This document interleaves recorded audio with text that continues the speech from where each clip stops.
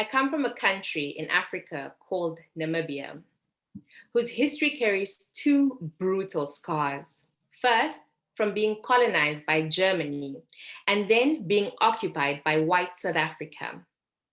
The white South African government imposed a system called apartheid, which translates to apartness, a revolting system that creates a separation by racial divide.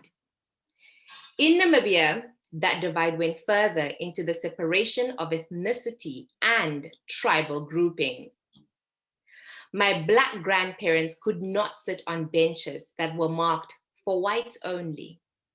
They were forcefully removed from their homes and sent to live in township locations, also known as lokasis, which to this day exist and still carry the cross of our ethnic division. Namibia inherited the highest level of inequality upon independence 31 years ago. It's an inequality that has yet to be redressed in Namibia, with the minority white population, which is only 6% of the total, dominating business ownership. 7 years ago, I founded the Love Foundation with a core mandate of addressing inequalities, promoting human rights, and serving basic human needs.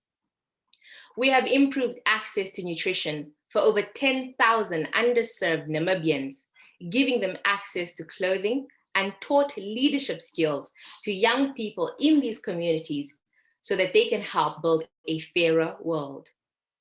One of the crucial work of Love's foundation is to challenge Namibian landmarks with racist historical backgrounds. Let me tell you about a coastal town in Namibia called Henties Bay, which is promoted to be the perfect tourist spot, offering an idyllic atmosphere, unspoiled beaches, and a colony of seals. In this town, the most famous landmark is an aging tree with a rope noose that hangs horrifically from the stump of a horizontal branch. We know it as the Henties Bay Gallows. The Henties Bay Gallows was erected 40 years ago, at a time when Black liberation fighters were struggling to overthrow the apartheid regime. The two white settlers who put up their hangman noose claimed it was a warning sign against those who dropped litter in their unspoiled and unpopulated beach paradise. But the symbolism of a lynching pole is very clear. Last year, as the world recoiled at the murder of George Floyd and people rallied to Black Lives Matter, Namibia found itself having to reason with white gatekeepers of racism for the removal of a lynching pole. As founder of the Love Foundation, I partnered with Labuse Hashikutuva to petition the removal of this hateful monument to lynching under the hashtag Gallows Must Fall movement. Our petition garnered over 4,000 signatures and attracted news coverage by national and international media, including our national newspaper, The Namibian, the BBC, and Bloomberg. The municipality council members and the CEO of Henties Bay met with us, and after discussions, agreed to remake the landmark into a fishing rod to remove the connotation of lynching. I am happy to tell you that this redesign is set to be implemented later this year.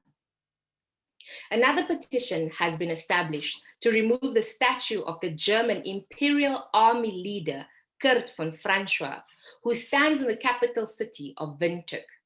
He is infamous for leading a massacre of women and children in Hoornkrans in the year 1893. We have given this monument the hashtag a Kurt farewell. But my activism has come at a personal cost.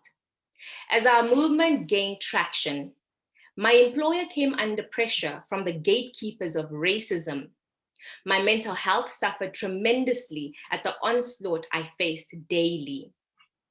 Living in a country in which systematic racism is entrenched, I have come to anticipate being paid less than white colleagues who are doing the same work. Racism remains a huge barrier to fair economic growth, and every one of us must work harder to ensure that the unhealed wounds of colonialism are not allowed to underpin the unfair job markets of today. This is the path to economic fairness. But the Namibian government and world leaders need to do more. Because while colonial attitudes and racist monuments are allowed to celebrate injustice in our physical surroundings, we will never have economic justice.